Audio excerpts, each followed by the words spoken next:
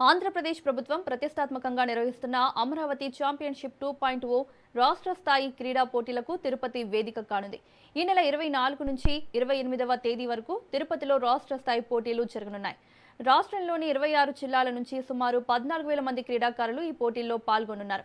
క్రీడాకారుల కోసం ప్రభుత్వం చేపట్టిన ఏర్పాట్లు, పోటీల నిర్వహణపై మరింత సమాచారాన్ని మా ప్రతినిధి నారాయణ రెడ్డి అందిస్తారు.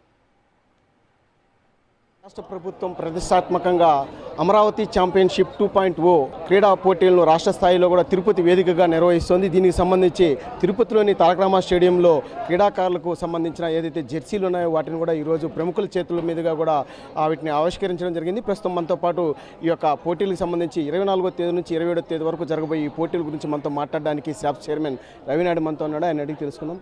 సార్ చెప్పండి, 2025లో ఈ యొక్క అమరావతి ఛాంపియన్షిప్ పోటీలను కూటమి ప్రభుత్వం ప్రారంభించడం జరిగింది. ఇది రెండో పర్యాయం నిర్వహిస్తున్నారు. ఇది ఏ విధంగా జరగబోతుంది ఈ పోటీలు? స్పోర్ట్స్ ఫర్ ఆల్, అందరినీ క్రీడల్లో భాగస్వాములు చేయాలి. క్రీడా రంగం వైపు మొగ్గు చూపించాలి. ఎందుకంటే ఒక పక్క మెడలిస్టులుగా తయారు చేయాలి, ఒక పక్క ఆరోగ్యవంతమైన విద్యార్థులుగా, ఆరోగ్యవంతమైన వ్యక్తులుగా, యువతగా తయారు చేయాలంటే గంజాయికి, డ్రగ్స్కి దూరంగా ఉండాలంటే అది క్రీడల ద్వారానే సాధ్యం. అందుకనే ముఖ్యమంత్రి గారి ఆదేశాల మేరకు 25లో అమరావతి ఛాంపియన్షిప్ను ప్రారంభించడం జరిగింది.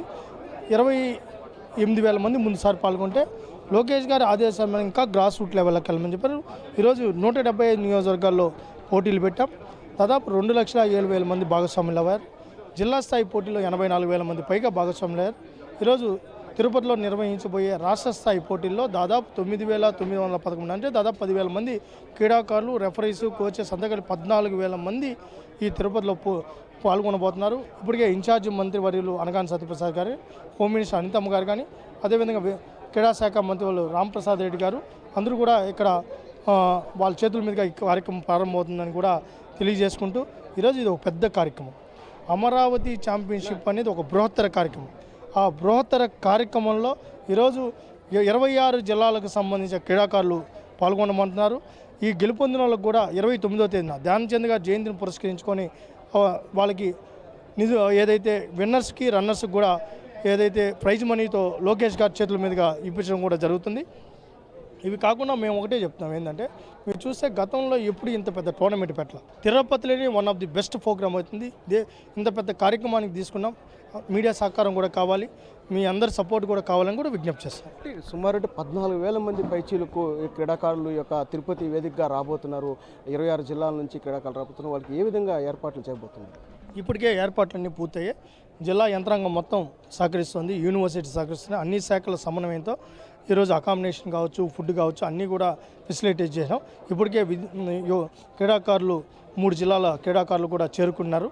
మేము ఒకటే చెప్తాం, ఈరోజు ఇంత పెద్ద కార్యక్రమానికి శ్రీకారం చుట్టాం. అందరి సహకారం కూడా కావాలి, సహకరిస్తున్నారు. జిల్లా యంత్రాంగం మొత్తం కూడా దీంట్లో నిమగ్నమైంది. మీరు చెప్పండి మేడం, నేషనల్ హాకీ ప్లేయర్గా కూడా మీరు ఆడడం జరిగింది. అంటే ఇంత పెద్ద ఈవెంట్ ఏషియన్ లెవెల్లో కూడా జరగడం ఉంది, జాతీయ స్థాయిలో కూడా ఇంత పెద్ద ఈవెంట్ ఇంతకుముందు ఎక్కడా జరగలేదని కూడా చెప్తున్నారు.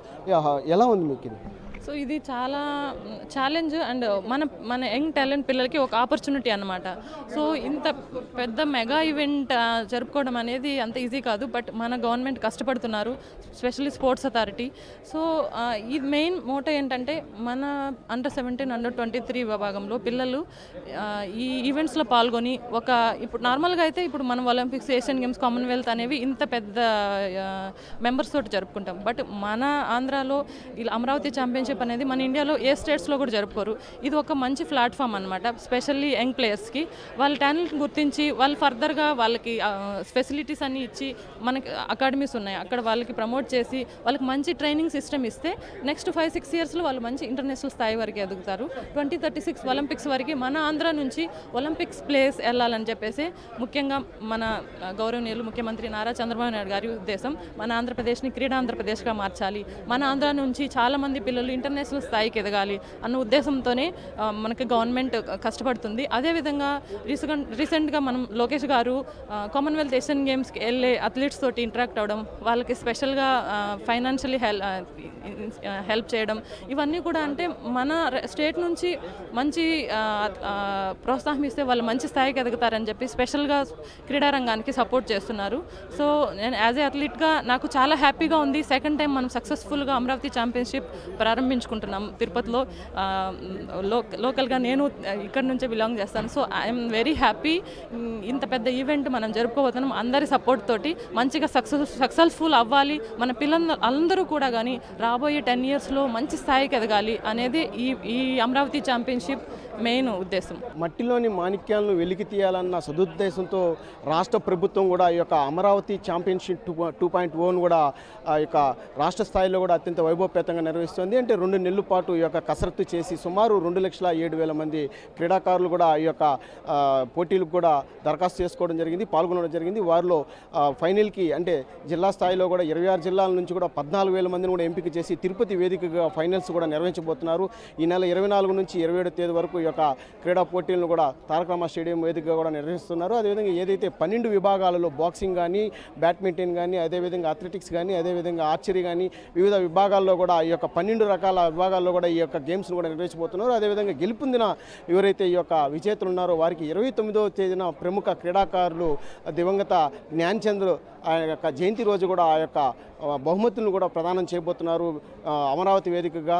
అదేవిధంగా ఏదైతే ఈ యొక్క గెలుపొందిన వారికి 92 లక్షల మేరకు కూడా వారికి ప్రైజ్ మనీ కూడా ఈ యొక్క రాష్ట్ర ప్రభుత్వం ఇవ్వబోతుంది. అంటే పూర్తిగా క్రీడాకారులు అంటే 2 విభాగాల్లో అండర్ 17, అండర్ 23 విభాగాల్లో కూడా ఈ యొక్క పోటీలు కూడా నిర్వహించడానికి రాష్ట్ర ప్రభుత్వం అన్ని రకాల సన్నాహాలు చేసింది. పూర్తిగా ఆంధ్రప్రదేశ్ రూపకల్పనే లక్ష్యంగా కూడా కూటమి ప్రభుత్వం అడుగులు వేస్తున్నట్లు కూడా శాప్స్ చైర్మన్ రవినాయుడు, అదేవిధంగా ప్రముఖ క్రీడాకారిణి హాకీ క్రీడాకారిణి రజని కూడా చెప్పడం జరిగింది. కెమెరామెన్ రమణతో నారాయణ, రాజు న్యూస్, తిరుపతి.